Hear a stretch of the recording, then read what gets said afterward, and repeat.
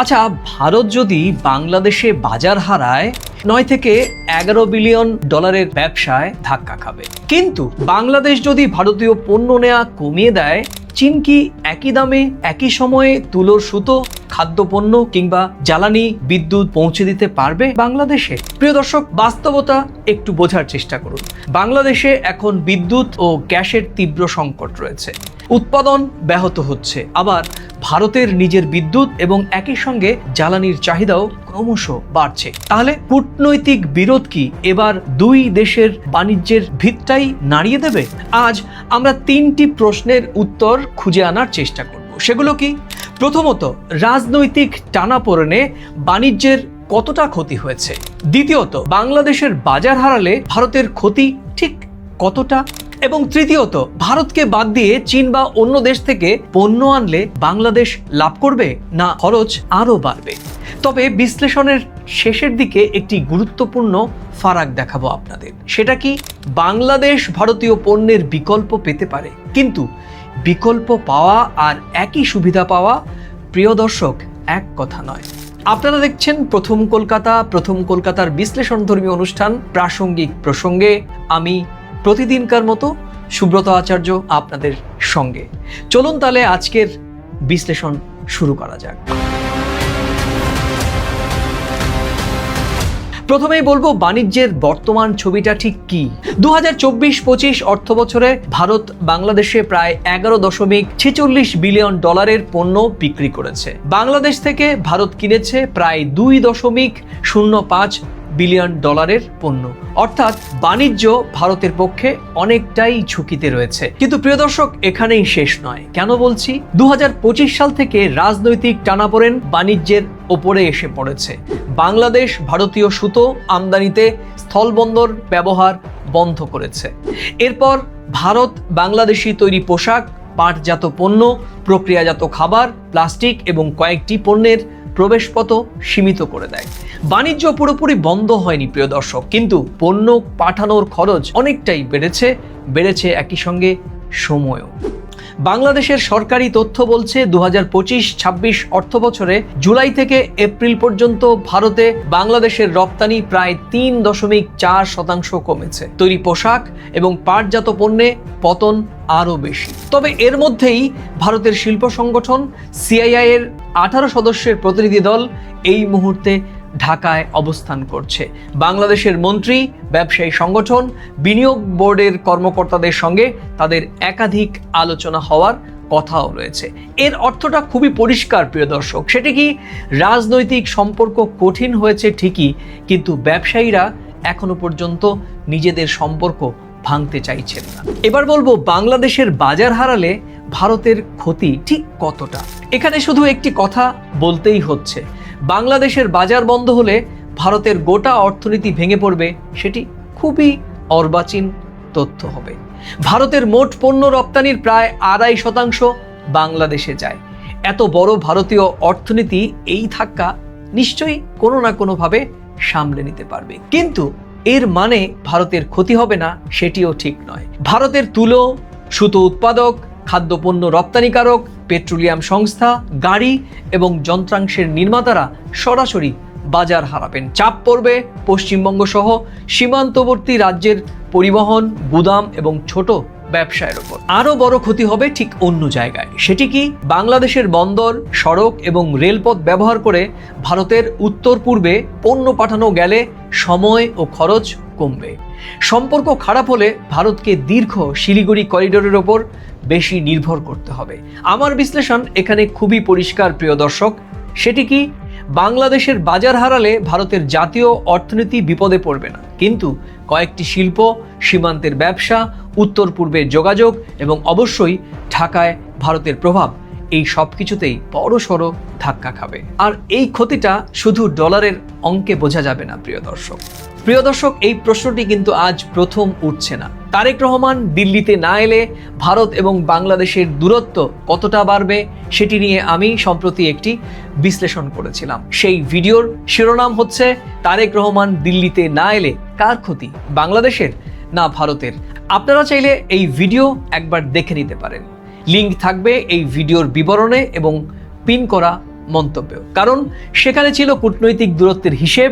আর আজ আমরা দেখছি সেই দূরত্ব বাণিজ্য, বিদ্যুৎ, জ্বালানি এবং শিল্পের ক্ষেত্রে কতটা বড় হয়ে উঠতে পারে। এবার বলবো, চীন কি ভারতের জায়গা নিতে পারে? প্রিয় দর্শক, বাংলাদেশ ব্যাংকের সরকারি তথ্য বলছে 2024-25 সালে বাংলাদেশের মোট আমদানির 27% এসেছে চীন থেকে, ভারত থেকে এসেছে 14.2%। অর্থাৎ বাংলাদেশকে নতুন করে চীনমুখী হতে হবে না।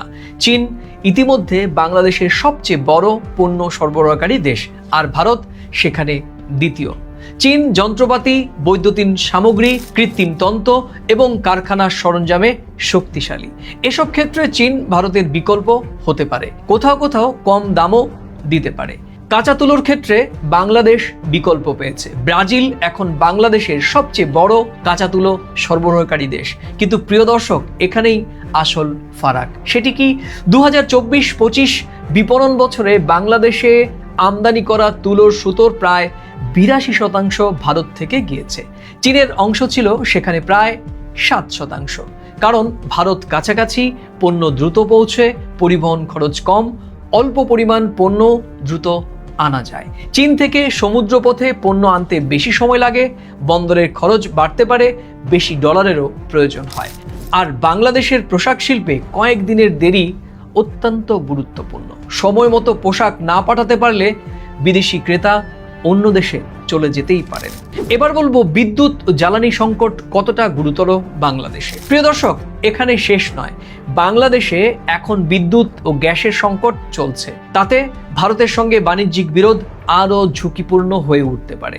বাংলাদেশের দায়িত্বশীল সরকারি সংস্থা দাবি করছে, আগস্টের দ্বিতীয় সপ্তাহে গ্যাসের দৈনিক চাহিদা ছিল প্রায় 3,854 মিলিয়ন ঘনফুট। সরবরাহ ছিল মাত্র 2,199 মিলিয়ন ঘনফুট। গ্যাস ভিত্তিক বিদ্যুৎ উৎপাদনের ক্ষমতা 12,000 মেগাওয়াটের বেশি, কিন্তু উৎপাদন নেমে এসেছিল প্রায় 4,000 মেগাওয়াট। কোনো সময়ে বিদ্যুতের ঘাটতি 3,000 মেগাওয়াট ছাড়িয়েছিল। ভারত থেকে আমদানির বিদ্যুৎ সরবরাহ স্বাভাবিক প্রায় 1,400 মেগাওয়াটের বদলে 900 থেকে 1,000 মেগাওয়াট নেমেছিল। জানা যাচ্ছে, বৃষ্টিতে কয়লা ভিজে যাওয়ায় উৎপাদন কমেছিল। ভারতের নিজের বিদ্যুৎ ও জ্বালানির চাহিদাও বেড়েছে। রাশিয়ার তেলের ওপর পশ্চিমী বিধিনিষেধ রয়েছে, কিন্তু ভারত রাশিয়া থেকে তেল আনা বন্ধ করেনি। জুলাই মাসেও ভারতের রুশ তেল আমদানি রেকর্ড পর্যায়ে পৌঁছেছে। তবে জাহাজ, বিমা নিষেধাজ্ঞা এসব আন্তর্জাতিক দামের কারণে অনিশ্চয়তাও রয়েছে। আর ভারতের অভ্যন্তরীণ চাহিদা বাড়লে ভবিষ্যতে বাংলাদেশকে দেওয়া জ্বালানি বা বিদ্যুতের বাণিজ্যিক শর্ত আরও কঠিন হতে পারে। কিন্তু ভারত চাইলেই চুক্তিবদ্ধ বিদ্যুৎ বন্ধ করে দেবে, সেই আশঙ্কাও অমূলক হবে। বিপরীত যুক্তিটাও রয়েছে প্রিয় দর্শক। সেটি কি? অনেকে বলবেন, বাংলাদেশ ভারত, চীন, ব্রাজিল, পাকিস্তান এবং দক্ষিণ পূর্ব এশিয়ার বিভিন্ন দেশ থেকে পণ্য কিনবে। এতে প্রতিযোগিতা বাড়বে, দাম কমানোর সুযোগও তৈরি হবে। এই যুক্তিও একেবারে ভুল নয় প্রিয় দর্শক। একটি দেশের ওপর নির্ভর না করে বরং বিভিন্ন দেশ থেকে পণ্য কেনা বাংলাদেশের স্বার্থেই ভালো হবে। তবে ভারত থেকে পণ্য নেওয়া কমিয়ে যদি বাংলাদেশ চীনের ওপর আরও বেশি নির্ভরশীল হয়ে পড়ে, তাহলে ঝুঁকি কমবে না, বরং শুধু নির্ভরতার জায়গাটি বদলে যাবে। এবার বিশ্লেষণের শুরুতে যে জায়গাটি নিয়ে কথা দিয়েছিলাম, চলুন সেই জায়গাতেই নিয়ে যাচ্ছি। বাংলাদেশ ভারতীয় পণ্যের বিকল্প পেতেই পারে, কিন্তু একই দাম, একই সময় এবং একই ভৌগোলিক সুবিধায় সব পণ্যের বিকল্প পাওয়া হয়তো কঠিন হবে। আবার ভারতও বাংলাদেশের বাজারের বিকল্প খুঁজে নিতে পারে, কিন্তু নিজের সীমান্তে এত বড় বাজার এবং উত্তর পূর্বে যাওয়ার এত ছোট পথ খুঁজে পাওয়া দুরূহ হবে। আমার বিশ্লেষণ তাই এখানে খুবই পরিষ্কার প্রিয় দর্শক। সেটি কি? বাণিজ্যে বড় ধরনের বাধা তৈরি হলে ভারত আর্থিকভাবে ধাক্কা সামলে নেবে ঠিকই, কিন্তু কৌশলগতভাবে বড়সড় ক্ষতির মুখে পড়বে। বাংলাদেশ অন্য কোনো দেশ থেকে পণ্য আনতে পারবে ঠিকই, কিন্তু শিল্পের কাঁচামাল, বিদ্যুৎ, জ্বালানি সংকটের মধ্যে তার খরচ আরও অনেকটাই বাড়বে। চাপ পড়বে সরাসরি উৎপাদন এবং সাধারণ মানুষের বাজারে। তাই প্রিয় দর্শক, সামনে তিনটি জায়গায় আমাদের নজর রাখতেই হবে। সেগুলো কি? বন্দর নিয়ে কড়াকড়ি উঠছে কিনা, বিদ্যুৎ সরবরাহ স্বাভাবিক হচ্ছে কিনা এবং দুই দেশ বাণিজ্য চুক্তির আলোচনায় ফিরছে কিনা। আর শেষ প্রশ্নটি বরাবরের মতো আপনাদের কাছেই থাকছে, সেটি কি রাজনৈতিক সমস্যা আলোচনায় না মিটিয়ে দুই দেশ যদি নিজেদের বাজার, শিল্প এবং সাধারণ মানুষের ক্ষতি করে, তাহলে সেই লড়াইয়ে আসলে লাভটা কার হবে? আজ এ পর্যন্তই, আবার দেখা হবে নতুন কোনো প্রাসঙ্গিক প্রসঙ্গের বিষয় নিয়ে। ততক্ষণ ভালো থাকুন, সুস্থ থাকুন, সবাই নিরাপদে থাকুন। আর এই বিশ্লেষণের কোন অংশের সঙ্গে আপনি সহমত, কোন অংশের সঙ্গে আপনি ভিন্নমত, কিংবা পুরো আলোচনার সঙ্গে আপনি সহমত বা ভিন্নমত হতেই পারেন, মন্তব্যের কলামে আপনার মূল্যবান মন্তব্য জানাতে ভুলবেন না। ভিডিওটি ভালো লাগলে নিজেদের মাঝে শেয়ার করে দিতে পারেন। নমস্কার।